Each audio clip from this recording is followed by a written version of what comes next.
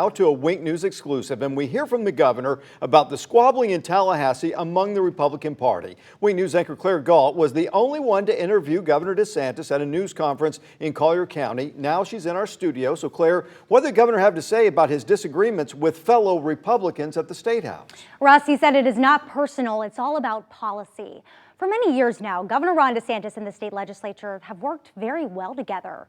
But in the past few months, we have seen what's become a sharp divide between the Florida House of Representatives and DeSantis, particularly Republican Speaker Daniel Perez. The two men have clashed over illegal immigration enforcement, as well as cutting property versus sales tax.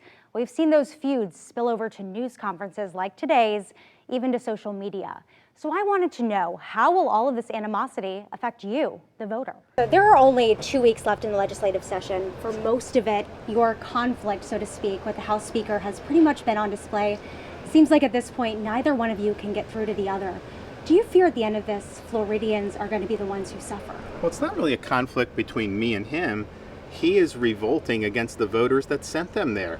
But for whatever reason, the House leadership has this kamikaze mission to try to turn their backs on the voters that sent them there. For example, they refuse to address property tax relief, which I called for. They don't want to do it because I want to do it. They have not addressed the condo crisis, which they created with the legislation that they passed a couple years ago. People may lose their condos and their homes as a result of that. We have a responsibility to act.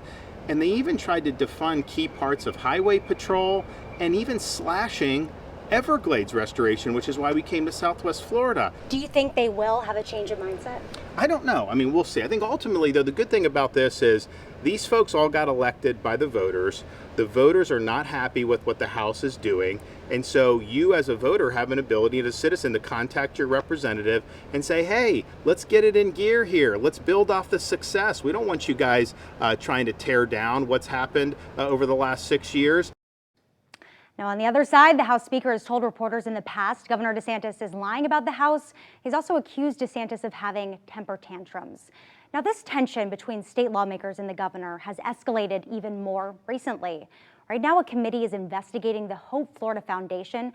That's a nonprofit that was started to support the First Lady's program, Hope Florida, and potential misuse of money.